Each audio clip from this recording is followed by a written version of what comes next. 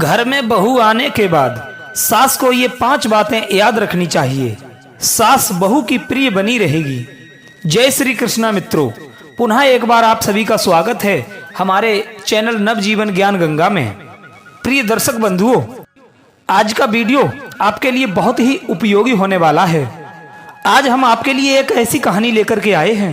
ये कहानी हर घर की सास के लिए बहुत ही उपयोगी होने वाली है। ये कहानी प्रत्येक घरों की सासों के लिए बहुत कुछ जानकारी छोड़ करके जाएगी।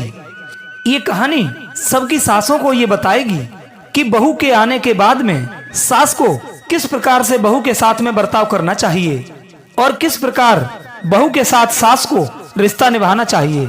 और जो स्त्रियां सास बन चुकी हैं, जिनके घर में पुत्र वधू आ चुकी है, उनके लिए ये कहानी बहुत ही महत्व रखती है। और आप सभी से हमारा निवेदन है कि आप लोग हमारी इस कहानी को अंत तक जरूर देखें और इस कहानी को बड़े ध्यान पूर्वक सुनना। मित्रों, इस कहानी के माध्यम से आज मैं आपको 5 बातें बताने के लिए जा रहा हूँ। ये 5 बातें जो भी सास अपने जीवन में उतार लेगी तो सास और बहू के बीच में कभी कोई कलेश नहीं होगा। और जिसने भी इस कहानी को ध्यान से सुन लिया तो वो सास अपनी बहू के साथ कभी लड़ाई झगड़ा नहीं करेगी और बड़े प्यार से अपनी बहू को प्रेम पूर्वक रखेगी और अपनी पुत्री मानेगी और अपने जीवन में हमेशा बहू की प्रिय बनकर के रहेगी। और बहू भी हमेशा उस सास को अपनी मां समझ करके उसकी सेवा करेगी, समय से भोजन देगी और कभी भी लड़ाई झगड़ा नहीं करेगी। सास और बहू के बीच हमेशा प्रेम बना रहेगा। इसलिए मेरा प्रत्येक घरों की सासों से ये निवेदन है, जो माताएं सास बन चुकी हैं, वे इस कहानी के माध्यम से इन 5 बातों को समझ लें और अपने जीवन में उतार लें। तो मैं विश्वास दिलाता हूं कि आपका बुढ़ापा आपकी बहू की निगरानी में कुशलता पूर्वक और बहू की प्रिय बनकर के गुजर जाएगा। और ऐसी सासों को बुढ़ापे में अपनी बहू की तरफ से कोई कष्ट नहीं होगा। मित्रों, बने रहिए वीडियो की समाप्ति तक हमारे साथ। और जिन भाइयों ने हमारा चैनल सब्सक्राइब नहीं किया है, वो चैनल को सब्सक्राइब अवश्य कर लें और बेल आइकॉन घंटी ऑन अवश्य कर लें, क्योंकि आपका एक सब्सक्राइब हमारे लिए वरदान साबित होता है। प्रिय मित्रों, एक समय की बात है, किसी गांव में एक सेठ रहा करता था। वो सेठ एक छोटा सा व्यापार करता था। उसके घर में उसकी एक पत्नी थी। वो घर में 2 ही प्राणी रहते थे और दोनों में बहुत ही घनिष्ठ प्रेम था। वे एक दूसरे से बहुत अपार प्रेम करते थे। मित्रों, इधर सेठ व्यापार करने के लिए दूसरे गांव में चला जाता था और सेठानी अपने घर का सारा कार्य संभालती थी। सेठानी सुबह से लेकर शाम तक अपने घर का सारा कार्य संभालती थी। मित्रों, बड़े ही प्रेम पूर्वक उन दोनों की जिंदगी व्यतीत हो रही थी। सेठानी सर्वगुण संपन्न थी, लेकिन उसके अंदर एक अवगुण भी था। दर्शक बंधुओं, ये आप सभी जानते हैं कि इस संसार में चाहे वो स्त्री हो या पुरुष, उनके अंदर आपको यदि सारे गुण नजर आते हैं तो कहीं ना कहीं एक अवगुण अवश्य होगा। मित्रों, मेरे कहने का मतलब ये है कि जिस इंसान के अंदर अधिक से अधिक गुण हैं तो उसके भी अंदर एक अवगुण अवश्य छिपा होता है। और जिस इंसान के अंदर अवगुण ही अवगुण होते हैं तो ऐसे इंसान के अंदर एक गुण अवश्य छिपा होता है। मित्रों, उस गुण को कैसे देखा जाए और कैसे जाना पहचाना जाए, ये दूसरे लोगों पर निर्भर करता है। प्रिय दर्शक बंधुओं, वो सेठानी के अंदर एक अवगुण कौन सा था? उसके अंदर अवगुण ये था कि वो एक झगड़ालू किस्म की महिला थी। वो अपने पति से झगड़ती नहीं थी, बल्कि जब उसका पति बाहर चला जाया करता था, वो व्यापार के सिलसिले में जब दूसरे राज्यों में चला जाया करता था और लौट करके जब वापस अपने घर को आता था, तो वो सेठानी अपने पति से बहुत प्रेम किया करती थी। यदि वो 2-4 दिन अपने घर पर ठहर जाता था तो वो सेठानी अपने पति से झगड़ा आरंभ कर देती थी। वो सेठानी किसी न किसी बात को लेकर लड़ती झगड़ती रहती थी। किसी न किसी बात को लेकर के अपने पति को प्रताड़ित किया करती थी। सुबह से लेकर संध्या तक वो अपने पति से झगड़ती रहती थी। मित्रों, छोटी सी छोटी बात को लेकर के वो अपने सेठ से लड़ाई किया करती थी। और जब सेठ अपने घर से बाहर व्यापार के लिए चला जाता था तो सेठानी बड़े प्रेम से अपने घर पर रहती थी और वो कभी भी झगड़ा नहीं करती थी। मित्रों, समय धीरे धीरे व्यतीत हुआ। कुछ समय बाद सेठ के घर में सेठानी के गर्भ से एक पुत्र पैदा हुआ।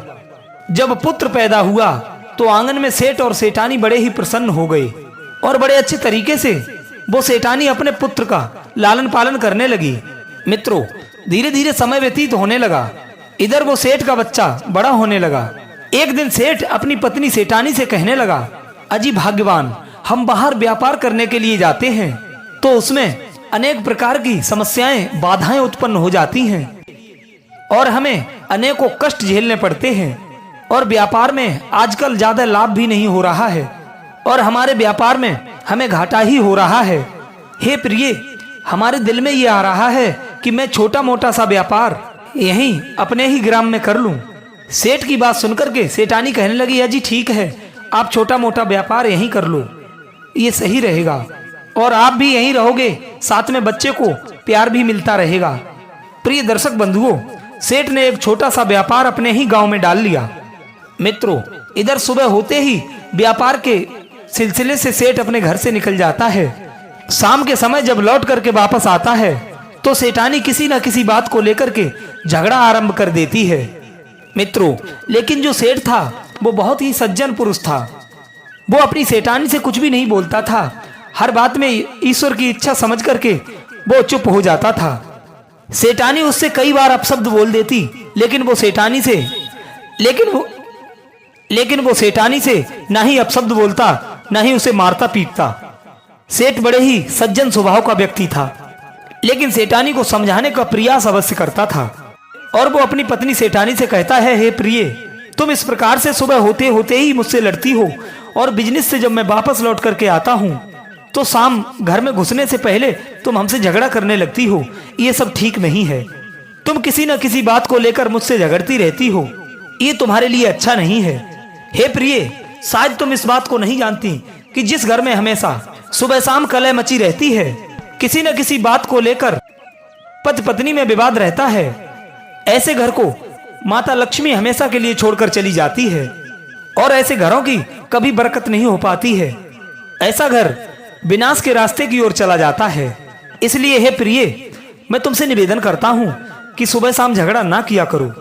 मित्रों, ऐसे मीठे शब्दों में सेठ अपनी सेठानी को समझाता है, लेकिन सेठानी के कोई बात समझ में नहीं आती, बल्कि वो उल्टा सीधा जवाब देने लगती है और कहती है, अजी सुनते हो, ये अपना ज्ञान अपने पास ही रखो और मुझे ज्यादा समझाने की आवश्यकता नहीं है। मैं जो कर रही हूँ वो अपने मन से ठीक ही कर रही हूँ। अजी तुम क्या ज्ञान बांटते हो, तुमसे ज्यादा तो मैं ही ज्ञानी हूँ। मित्रों, सेठानी के ऐसे शब्द सुनने के बाद सेठ अपने आप को शांत कर लेता है और चुपचाप बैठ जाता है और मन में सोचता है, कोई बात नहीं, मैं ही शांत रहूंगा। ये कब तक लड़ेगी, एक ना एक दिन तो ये सही रास्ते पर आ ही जाएगी। मित्रों, वो सेठ अपने व्यापार पे ध्यान देता रहा। धीरे धीरे सेठ का वो पुत्र बड़ा होने लगा और एक दिन वो जवान हो गया। इधर सेठ का लड़का जब जवान हो गया तो सेठ ने देखा कि मेरा पुत्र शादी के योग्य हो गया है, अब तो मुझे इसका विवाह कर देना चाहिए। सेठ अपनी पत्नी सेठानी से जाकर के सलाह मशवरा करता है और कहता है, अजी भाग्यवान, अपना पुत्र जवान हो चुका है, क्यों ना अब हम अपने पुत्र का विवाह कर लें तो कैसा रहेगा। सेठानी कहने लगी, अजी पियाजी, ये भी कोई पूछने वाली बात है। मैं भी ये दिल में विचार कर रही थी कि अपने पुत्र का विवाह जल्दी से जल्दी कर लिया जाए, जिससे मेरे घर में एक प्यारी सी बहू आ जाए और जो बहू मेरे घर में आए वो हमारी सेवा करे। आप जल्दी से जल्दी कोई अच्छी सी लड़की देख करके हमारे बेटे का विवाह कर दीजिए। सेठ कहने लगा, आप चिंता मत करो, जल्दी से जल्दी मैं कोई अच्छी सी लड़की देख करके अपने बेटे का विवाह कर लूंगा। मित्रों, इधर सेठ अपने व्यापार में लग गया और अपने पुत्र के लिए लड़कियों को निगरानी में रखने लगा और अपने हितैषियों से ये बात कह दी कि कोई भी अच्छी लड़की हो तो हमें बताना, जिससे मैं अपने पुत्र का विवाह कर सकूं। मित्रों, एक दिन किसी ने बताया कि एक बहुत ही सुंदर लड़की है जो तुम्हारे घर की बहू बनने की योग्य है। सेठ ने उसका पता लगाया कि वो किसकी पुत्री है, तो दूसरे नगर में एक चंद्रसेन नाम का व्यक्ति था, उसकी वो बेटी थी। एक दिन वो सेठ उसी बेटी के पिता चंद्रसेन से मिलने के लिए जाता है और चंद्रसेन से कहता है, हे भाई, मैं तुम्हारी पुत्री का रिश्ता मांगने के लिए आया हूँ। आप अपनी पुत्री का विवाह मेरे बेटे के साथ में कर दो। मेरा अकेला इकलौता पुत्र है और मैं अपने पुत्र का विवाह आपकी बेटी से करना चाहता हूँ। मित्रों, इतनी बात सुनकर वो लड़की का पिता शादी करने के लिए तैयार हो गया और उसने सेठ का रिश्ता स्वीकार कर लिया। मित्रों, इधर सेठ के पुत्र के साथ में विवाह तय हो गया। चंद्रसेन ने निश्चित समय के अनुसार अपनी बेटी का विवाह उस सेठ के लड़के के साथ में कर दिया। मित्रों, बड़ी हंसी खुशी के साथ चंद्रसेन की बेटी का विवाह उस सेठ के इकलौते बेटे के साथ में होता है। उसके बाद अपनी बहू की विदा कराने के बाद वो सेठ अपने घर पर बहू को लेकर के आता है। मित्रों, इधर बहू घर के अंदर प्रवेश करती है, उधर सेठ अपनी पत्नी सेठानी को अपने पास में बुलाता है और सेठानी से एकांत में जाकर समझाता है, हे प्रिय, देखिए आज तक आप हमसे लड़ती झगड़ती रहीं, किसी न किसी बात को लेकर सुबह शाम तुम घर में कलह डाले रहीं, हमसे लड़ती झगड़ती रहीं और मैं आपकी बात को सहन करता रहा। मैंने कई बार आपको समझाने का भी प्रयास किया, लेकिन आपने उल्टा जवाब देकर उल्टा मुझे ही समझा दिया। इसलिए मैंने आज तक आपसे कोई जोर जबरदस्ती नहीं की। मैंने अपनी तरफ से आपसे कोई लड़ाई झगड़ा नहीं किया, कोई मारपीट नहीं की, कोई गाली गलौज नहीं किया। इस घर में जो भी किया आपने अपनी मर्जी से किया। आपने जो चाहा वही हुआ। मैंने अपने ही घर में अपनी कभी भी मर्जी नहीं चलाई। आपने जो बताया कि आज ऐसा होगा वही हुआ। लेकिन मैं आज एक बात आपसे कहना चाहता हूँ। अब हमारे पुत्र वधू घर में आ चुकी है और जब बहू घर में आती है तो सास का क्या कर्तव्य होता है वो मैं आज तुम्हें बताता हूँ। जब भी घर में बहू आ जाए तो सास का कर्तव्य ये होता है कि बहू की इस प्रकार से रक्षा करें जैसे आंखों की रक्षा के लिए पलक तत्पर तैयार रहते हैं। उसी प्रकार से सास का ये कर्तव्य होता है, ये धर्म होता है कि हमारी बहू के जीवन में कोई कष्ट कलेश तो नहीं है, कोई दुख तो नहीं है, या इसके जीवन में कोई परेशानी तो नहीं है। ये अनेक बातें सास को अपनी बहू से जानना और उसकी रक्षा करना, ये सास का परम कर्तव्य होता है। तुम आज तक हमसे लड़ती झगड़ती रही, लेकिन ये लड़ाई झगड़ा आज के बाद अपनी बहू से मत करना। और यदि आपने ऐसा ही बर्ताव हमारी बहू से किया जैसा हमारे साथ करती थी, तो इस घर में हमारी पुत्र वधू से आपकी ज्यादा दिन तक बनकर नहीं रह पाएगी। हमारा अकेला बेटा है और इकलौती पुत्र वधू है, और तुम्हारे बुरे बर्ताव के कारण बहू भी तुम्हारी कोई सेवा नहीं करेगी। और एक दिन ऐसा आएगा जो आपकी बहू आपको उल्टा जवाब देने लगेगी और आपका अपमान करने लगेगी। इसलिए मैं तुम्हें ये अकेले में समझा रहा हूं, हमारी बातों का विशेष कर ध्यान रखें। मित्रों, वो सेठानी अपने पति की ज्ञान भरी बातों को सुनती रही और उसके अंदर क्रोधाग्नि प्रचलित होती चली गई। इधर जब तक सेठ उसे समझाते रहे तब तक वो चुपचाप शांत बैठी रही। जैसे ही सेठ की वार्तालाप समाप्त हुई तो वो सेठानी क्रोध में आकर के कहने लगी, तुम अपना ज्ञान, ये अपना उपदेश अपने पास रखो। क्या तुमने मुझे मूर्ख समझ रखा है? मैं तुमसे पहले भी कह चुकी हूँ, तुमसे ज्यादा बड़ी बुद्धिमान मैं हूँ। मेरे भी अंदर बुद्धि विकास हो रहा है, मेरे भी अंदर ज्ञान है और तुमसे ज्यादा मेरे अंदर बुद्धि बल है। और तुम हमें ये क्या समझा रहे हो, ये मैं सब कुछ जानती हूँ और मुझे ये सब समझाने का प्रयास मत कीजिए। इस घर में मैं जो चाहूंगी वही होगा और मुझे बहू के साथ में कैसा बर्ताव करना है वो मैं अच्छे तरीके से जानती हूँ और जो मुझे करना है वो मैं करूंगी। तुम जाकर अपना काम कीजिए और मुझे ज्यादा समझाने की कोई आवश्यकता नहीं है। प्रिय मित्रों, बेचारा सेठ इधर शांत हो जाता है और वो अपने व्यापार के सिलसिले से बाहर निकल जाता है। मित्रों, घर में 2-4 दिन तो बड़े हंसी खुशी के साथ व्यतीत हुए। उसने अपनी बहू से कुछ नहीं कहा और बड़े प्यार से बोली। उसके बाद में उसकी बहू अपने मायके में चली जाती है और दोबारा से जब उसका पुत्र अपनी पत्नी की विदा करा के अपने घर में लाता है तो वो बहू जब अपनी ससुराल में आती है, फिर सेठानी ने अपनी बहू से लड़ना झगड़ना आरंभ कर दिया। कभी रोटी के ऊपर तो कभी सब्जी के ऊपर झगड़ा करने लगी। कभी कहती है आज तूने सब्जी अच्छी नहीं बनाई, तो कभी कहती है आज सब्जी में नमक ज्यादा कर दिया, आज तूने सब्जी में बिल्कुल नमक नहीं डाला, आज तूने सब्जी में मिर्च ज्यादा कर दी। कभी कहती है आज तूने रोटी कच्ची बनाई, किसी दिन कहती है आज तो तूने रोटी जला करके रख दी। दर्शक बंधुओं, किसी न किसी बात को लेकर वो बहू से झगड़ने लगी। मित्रों, सुबह शाम घर में वो सास कलह करने लगी।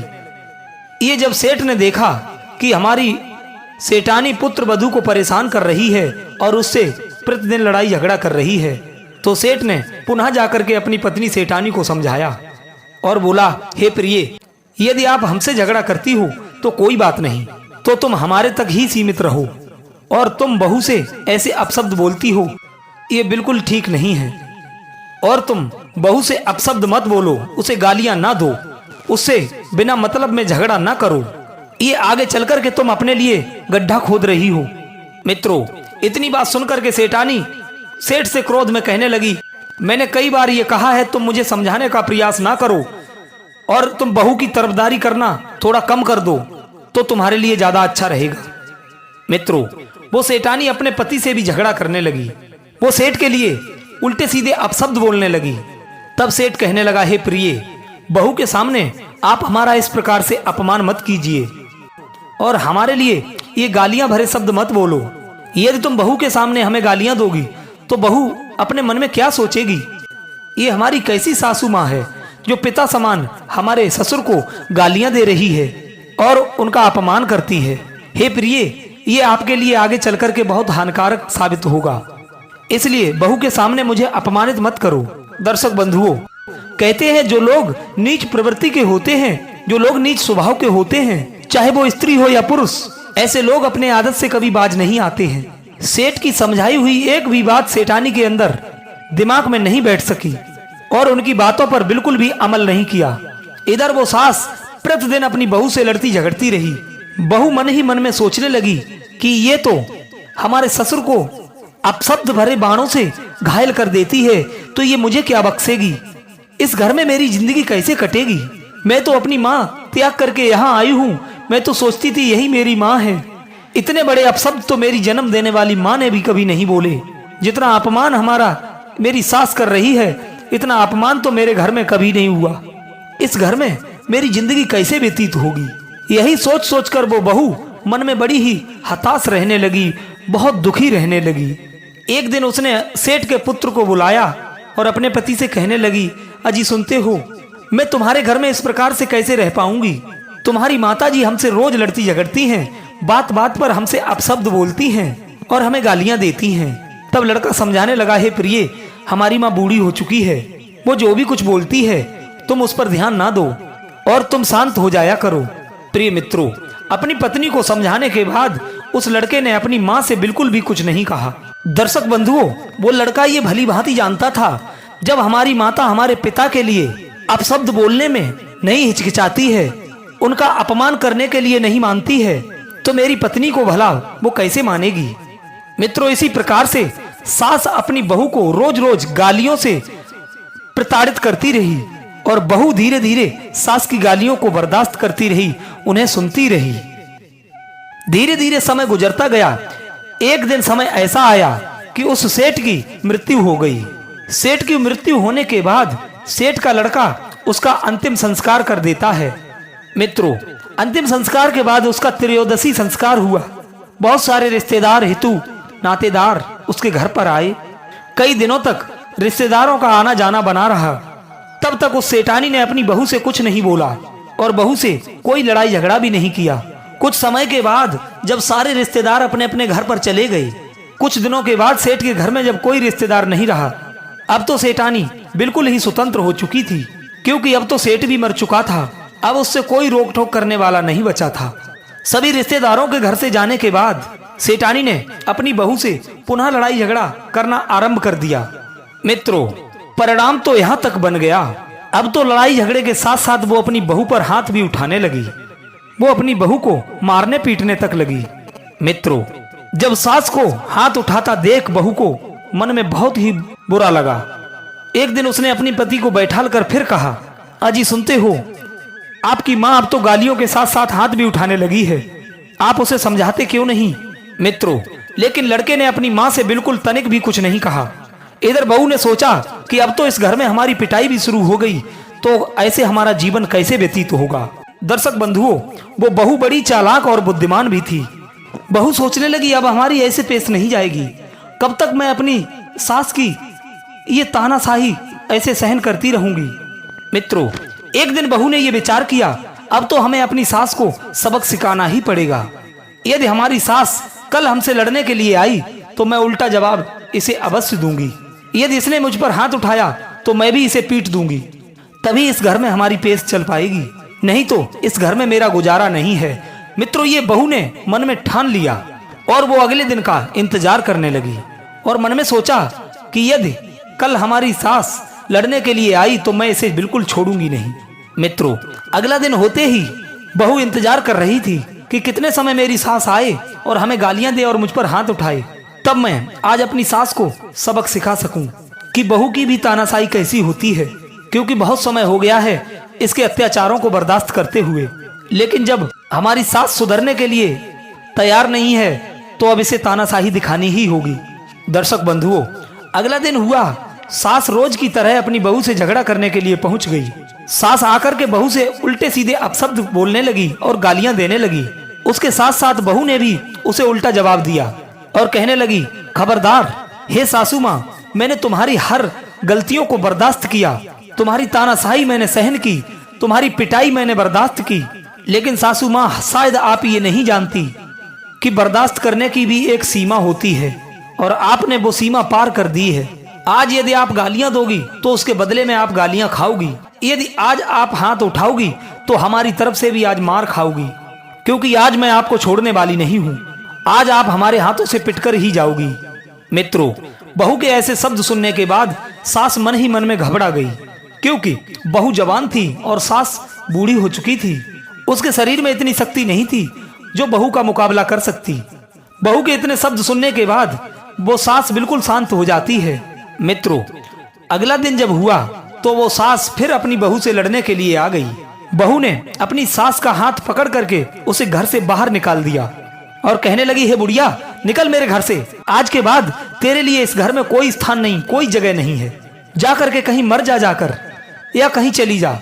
आज के बाद मेरा तेरा रिश्ता खत्म। तूने जीवन भर मुझ पर इतना अत्याचार किया, मैं तेरे अत्याचार को बर्दाश्त करती रही, लेकिन मैं तुझे वृद्ध समझ करके छोड़ती रही, लेकिन तू अपनी आदत से बाज आने के लिए तैयार नहीं हो रही है तो निकल जा मेरे आंगन से। दर्शक बंधुओं, उस बहू ने अपने घर से निकालकर उस बुढ़िया को बाहर खड़ा कर दिया। इधर उस बुढ़िया का पुत्र आया तो बुढ़िया हाथ जोड़ करके रोने लगी, कहने लगी, बेटा देख अपनी बहू की तानाशाही को, इसने मुझे घर से धक्का मार करके बाहर निकाल दिया है। क्या ये मेरा घर नहीं है? मित्रों, वो सेठानी का बेटा जैसे ही अपनी बहू को डांटने लगा तो वो बहू कहने लगी, खबरदार, आप बिल्कुल शांत खड़े रहिए। आज के बाद मैं तुम्हारी इस माँ के अत्याचार बिल्कुल भी सहन नहीं करूंगी। यदि तुम्हें इस बुढ़िया की तरफ रहना है तो मैं इस घर को छोड़ करके हमेशा के लिए चली जाऊंगी और भविष्य में इस घर में मैं दोबारा लौट करके कभी नहीं आऊंगी। सेठ का पुत्र सोचने लगा, यदि माँ के चक्कर में हमारी पत्नी चली गई तो वो कभी लौट करके नहीं आएगी। तो वो अपनी पत्नी से कुछ ना कह करके वहां से चला गया। दर्शक बंधुओं, कुछ समय तक वो बुढ़िया उसी द्वार पर बैठी रही। बहू ने घर के दरवाजे को बंद कर लिया और गेट बिल्कुल भी नहीं खोला। उसके बाद वो बुढ़िया वहां से उठ करके आगे के लिए चली जाती है और जब बुढ़िया वो गांव से बाहर निकल जाती है तो रास्ते में वो एक जगह बैठ गई और वहीं पर बैठ करके रोने लगी और मन में ये सोचने लगी, अब मैं कहाँ जाऊं, हमारी बहू ने तो मुझे घर से बाहर निकाल दिया। मित्रों, कुछ समय के बाद जहां पर वो बुढ़िया बैठ करके रो रही थी वहीं पर एक सन्यासी आ जाता है। साधु ने उस बुढ़िया को रोता हुआ देखा तो साधु ने विचार किया कि इस बुढ़िया से पूछता हूँ कि इसके जीवन में कौन से कष्ट हैं और क्या परेशानी है जिसके कारण ये बुढ़िया रो रही है। साधु बुढ़िया के पास में बैठ गए और कहने लगे, हे माँ, क्या बात है, आपको क्या परेशानी है? आप यहाँ बैठी बैठी क्यों रो रही हो, वो भी इतनी कड़ी धूप में? आपके जीवन में क्या परेशानी है? दर्शक बंधुओं, तब बुढ़िया कहने लगी कि हे स्वामी, मेरी बहू ने मुझे घर से बाहर निकाल दिया है। हमारे बेटा ने भी बहू से कुछ भी नहीं कहा और बहू ने हम पर इतना जुल्म और अत्याचार किया जो मार पीट कर मुझे अपने घर से बाहर निकाल दिया। हे महात्मन, मेरे पति भी अब इस दुनिया को छोड़ करके जा चुके हैं, अब मैं कहाँ जाऊं? मेरे बेटा और बहू ने मुझे निकाल करके घर से बाहर फेंक दिया, मुझ पर बुढ़ापा है, अब मेरा ये शेष जीवन कैसे कटेगा?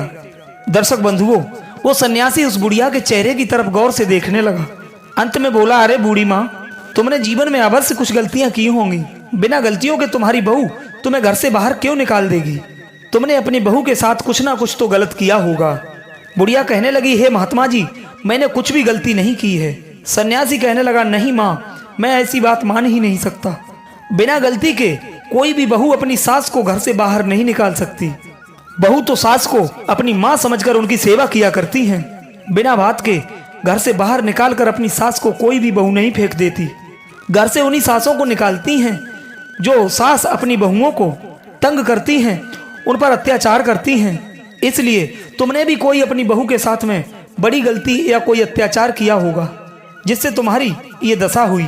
मित्रों, वो सेठानी बुढ़िया साधु की बात बिल्कुल नहीं मान रही थी और बार बार ये झूठ बोल रही थी कि मैंने कोई गलती नहीं की है, सारी गलतियां मेरी बहू की हैं। दर्शक बंधुओं, साधु बड़ा ही बुद्धिमान था। साधु कहने लगा, ठीक है, तुमने अपनी बहू के साथ में कोई गलती नहीं की है, लेकिन मैं ये भली बात जानता हूँ कि तुम बिल्कुल झूठ बोल रही हो, तुम मेरी बात नहीं मान रही हो। यदि नहीं मान रही हो तो कोई बात नहीं, लेकिन हे माता, आइए मैं तुम्हें ज्ञान की ये 5 बातें बताता हूँ।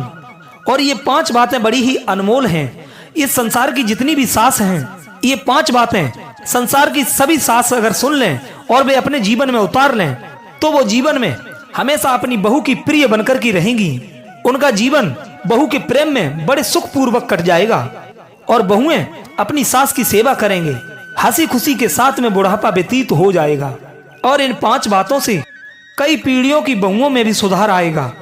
तब वो बुढ़िया कहने लगी, हे महात्मा जी, वो 5 बातें ज्ञान की कौन सी हैं जिसके सुनने से सास अपनी बहू की प्रिय बनी रहेगी? आप वो हमें बताने की कृपा करें। दर्शक बंधुओं, वो सन्यासी कहने लगा, हे बूढ़ी माँ, आप बड़े ध्यान से सुनना। मेरी पहली बात यह है, सास का ये कर्तव्य होता है कि बहू की छोटी मोटी गलतियों पर पर्दा डाल दे। सास का ये धर्म बनता है कि यदि बहू पर कोई छोटी मोटी गलती बन जाए तो उस पर पर्दा अवश्य डाल दे और उस बहू की छोटी मोटी गलतियों को किसी को नहीं बताना चाहिए, ना ही अपने पुत्र को बताना, ना ही अपने पति को बताना और पारिवारिक किसी भी व्यक्ति को नहीं बताना चाहिए और उस पर पर्दा डाल देना ही सास का कर्तव्य होता है। लेकिन मित्रों, आजकल आपने देखा होगा, यदि कोई छोटी मोटी गलती बहू से हो जाती है तो सास उस बात को बतंगड़ बना देती है, पूरे परिवार में, पूरे घर में इस प्रकार फैला देती है जैसे कि बहू ने कितना बड़ा जघन्य अपराध कर दिया हो। और इतना ही नहीं, अपनी बहू की छोटी सी गलतियों को पूरे गांव में प्रसिद्ध कर देती है। दर्शक बंधुओं, बस यही कारण हो जाता है कि वो बहू अपनी सास से ईर्ष्या करने लगती है और सास से जलने लगती है और वो अपने सास की सेवा करना बंद कर देती है। सन्यासी कहने लगा, ये पहली बात है कि बहू की छोटी मोटी गलतियों पर पर्दा डाल देती है। उस सास को बहू अपनी माँ से भी ज्यादा बढ़कर के प्यार करने लगती है और आगे के लिए गलतियां भी ना करने की मन में ठान लेती है और बहू ऐसी सासों को अपने दिल से प्रेम करने लगती है और उसकी सेवा सत्कार भी करने लगती है। सन्यासी कहने लगा, हे बूढ़ी माँ, मेरी दूसरी बात यह है, दूसरी बात बहू का पक्ष लेना। हे बूढ़ी माँ, सास का ये धर्म, ये कर्तव्य बनता है कि हमेशा बहू की पक्ष में रहना। आजकल की अधिकांश जो सास हैं वो बहू की पक्ष नहीं लेती हैं, वो अपने बेटा की पक्ष लेती हैं और वो अपने पति की पक्ष लेती हैं, लेकिन वे बहू की पक्ष नहीं लेती। जरा विचार कीजिए, बेटा में तो आपके ही संस्कार हैं, लेकिन बहू की पक्ष लेकर के आप यदि बहू की भली बन सकती हो तो आप पक्ष ले सकती हो। यदि उसकी कोई छोटी मोटी गलती है तो एकांत में उसे समझा सकती हो। यदि बहू बेटा में लड़ाई या झगड़ा हो जाए तो सास अपने बेटा की तो पक्ष ले लेती है, लेकिन अपनी बहू की पक्ष नहीं लेती है, जिससे बहू को बड़ा दुख होता है। सन्यासी कहने लगे, हे बूढ़ी माँ, आप विचार कीजिए और सोचिए कि जिस प्रकार आप किसी बेटे की माँ हो और वो आपका बेटा है और आपके घर में जो बहू आई है वो भी तो किसी माँ की बेटी है, उसे भी तो किसी ने जन्म दिया है, उसका भी तो किसी ने पालन पोषण किया है। जब आपका बेटा आपका इतना लाडला है तो वो भी तो किसी की लाडली होगी। हे बूढ़ी माँ, जरा विचार कीजिए, वो अपनी जन्म देने वाली माँ बाप को छोड़ करके आती है और वो मन में ये सोचती है कि मैं अपनी जन्म देने वाली एक माँ को छोड़कर ससुराल जा रही हूँ तो वहां हमें दूसरी माँ प्राप्त होगी। और वहां पर जब दूसरी सासू माँ उसके लिए मिलती है और वो सासू माँ अपने बेटा की पक्ष ले लेती है, वो बहू की पक्ष नहीं लेती, अपने बेटा की तरफ से बहू को ही अपने घर परिवार में अपमानित करवा देती है और खुद भी ताने मार करके उसे अपमानित करती है, तो उस बहू के दिल पर क्या गुजरती होगी। उस समय वो अपने आप को एक अकेला ही महसूस करती होगी। लेकिन यदि सास ने उसका पक्ष ले लिया तो उसके दिल में सास की जगह एक भगवान के स्वरूप हो जाती है और वो अपनी सास को प्रेम करने लगती है और अपनी माँ से भी बढ़कर मानने लगती है। इसलिए बूढ़ी माँ, बहू की हमेशा पक्ष लेना सीखो। सन्यासी कहने लगा, हे बूढ़ी माँ, हमारी तीसरी बात यह है बहू को आजादी देना। दर्शक बंधुओं, आपने ये देखा होगा अधिकांश जो सासें हैं वो अपनी बहू के लिए आजादी नहीं देती हैं। यदि बहू बाजार जाना चाहती है तो वो अपनी सास से ये कहती है, हे माँ आप मेरे साथ बाजार चली चलो, हमें कुछ लाना है। तो सास उसे उल्टा धमका देती है और कहती है, नहीं तू स्वयं बाजार नहीं जाएगी, जो भी तुझे मंगवाना है वो अपने पति से मंगवा ले, या मैं तुझे मंगवा कर दूंगी। या बहू अपनी सास से ये कहती है, हे माँ मैं मायके जाना चाहती हूँ, तो उल्टा सास उसे धमका देती है और कहती है, नहीं अभी तू मायके नहीं जाएगी, तू यहीं पर रहेगी, और रोज रोज तू मायके की बात करती है, ये भी हमें पसंद नहीं है। दर्शक बंधुओं, जो सास अपनी बहू के लिए ना तो बाजार जाने देती है, ना किसी धार्मिक स्थल पर जाने देती है, ना उसके पीहर में जाने देती है, ना किसी तीर्थ स्थान पर जाने देती है, तो वो बहू मन ही मन अपनी सास से दुश्मनी बांध लेती है और उससे नफरत करने लगती है, उसकी सेवा करना बंद कर देती है। सन्यासी कहने लगा, है बूढ़ी माँ, अब मेरी चौथी बात यह है, सास को चाहिए कि बहू के साथ में समय बिताए। हे बूढ़ी माँ, सास का ये कर्तव्य होता है कि अपनी बहू के साथ ज्यादा से ज्यादा समय बिताएं, क्योंकि बहू भी ये चाहती है कि सास हमारे पास में कुछ क्षण के लिए बैठे, हमसे कुछ अच्छी अच्छी बातें करे, हमारा हालचाल ले, हमारे सुख दुख के बारे में पूछे, और वो अपने मन की हमसे कहे और हमारे मन की स्वयं सुने। और जो सास अपने बहू के साथ में समय बिताती है, कुछ समय के लिए बैठती है, तो बहू अपने मन के साथ साथ अपने दिल की, अपने हृदय के सारे राज अपने सास को बता देती है। इस प्रकार बहू का प्रेम सास के लिए 2 गुना हो जाता है और बहू अपनी सास से बड़ा प्रेम करने लगती है। साथ साथ वो अपनी सास की सेवा भी करती रहती है।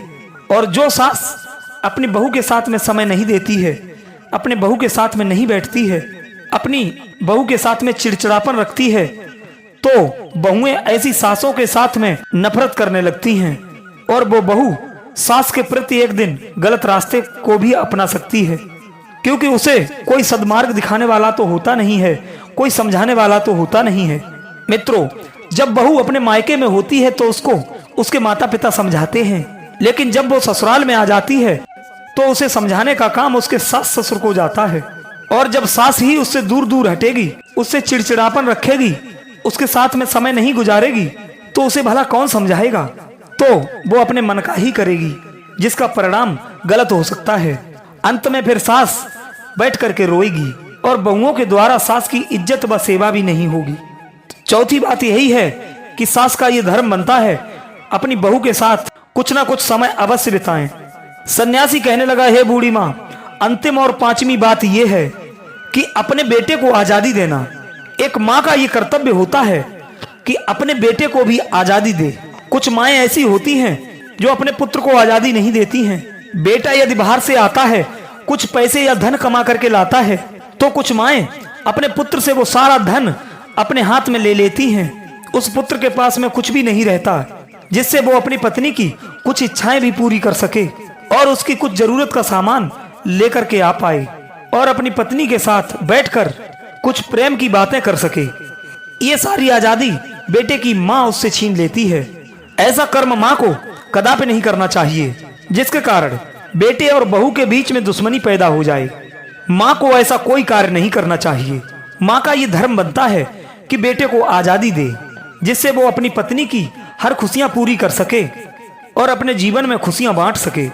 प्रिय मित्रों, ये 5 बातें सन्यासी की सुनने के बाद वो सास बैठ करके रोने लगती है और वो अपने किए हुए कुकर्मों पर पछताने लगती है और वो सन्यासी से कहने लगी, हे महात्मन, आपने हमें जो ये 5 बातें बताई हैं, इन 5 बातों में से मेरे पास एक भी अच्छाई नहीं है।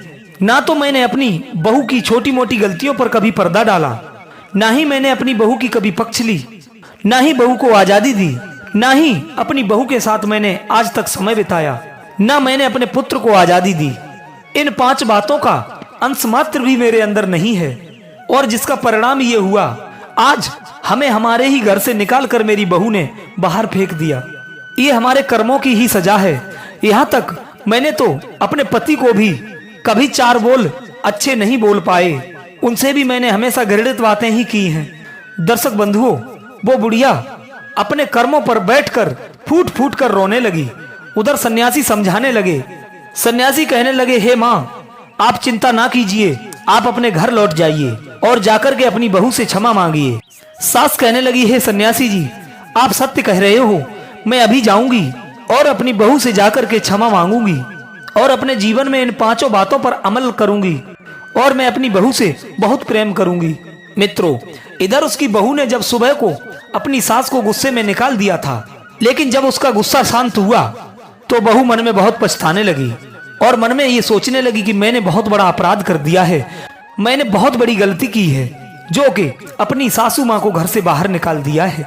यही सोचकर वो बहू भी बैठ करके रो रही थी। रोते रोते वो अपनी सास को ढूंढने के लिए घर से निकल पड़ी। इधर जब गांव से बाहर पहुंची तो उसने क्या देखा कि उसकी सास एक सन्यासी के पास में बैठ करके रो रही है। इधर वो बहू भाग करके गई और भाग करके अपनी बूढ़ी माँ उस सास के पैरों में गिर गई और कहने लगी, हे सासू माँ, मुझे माफ कर देना, मैंने क्रोध में आकर के आपको सुबह घर से बाहर निकाल दिया था, मैंने ये बहुत बड़ी गलती की है, मेरी आत्मा मुझे बार बार धुतकार रही है। हे माता, आप घर पर चलिए, मैं आपकी नित्य दिन सेवा करूंगी और आज के बाद मैं आपको घर से कभी बाहर नहीं निकालूंगी।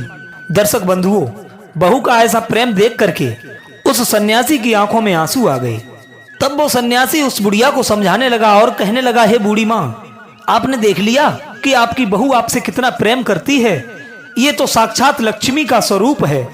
ऐसी बहू को आज तक आप दुख देती रही, आप अपनी बहू पर बेवजह तानाशाही दिखाती रही, भविष्य में सबसे बड़ी गलती की है तो बूढ़ी माँ ये आपने की है।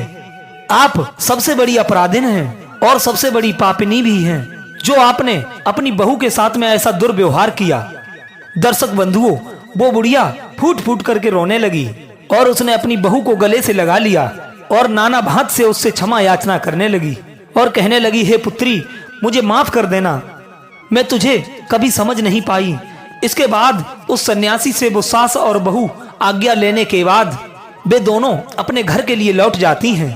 इधर सन्यासी आशीर्वाद देता है और कहने लगा, जाओ कि हे बूढ़ी माँ, मैंने जो 5 बातें आपको बताई हैं, इन 5 बातों को जीवन में ध्यान रखना, इन पर अमल करना और इन्हें अपने जीवन में उतार लेना, तो तुम जीवन में कभी दुखी नहीं रहोगी, हमेशा अपनी इस बहू की प्रिय बनकर के रहोगी और तुम्हारा बुढ़ापा बड़े हर्ष उल्लास के साथ में कट जाएगा। ये हमारा आशीर्वाद है। साधु को प्रणाम करने के बाद, उनसे आशीर्वाद लेने के बाद वो बहू अपनी सासू माँ को लेकर के अपने घर को चली आती है और बड़े हंसी खुशी के साथ में वो सास और बहू बेटा तीनों प्राणी उस घर में रहने लगे और प्रेम पूर्वक अपने जीवन को जीने लगते हैं। मित्रों, ये कहानी आपको कैसी लगी? अपनी कीमती राय कमेंट बॉक्स में अवश्य देना। मिलते हैं एक और नई वीडियो में एक नई ज्ञान चर्चा के साथ। तब तक के लिए आप सभी का बहुत बहुत धन्यवाद। जय श्री कृष्णा।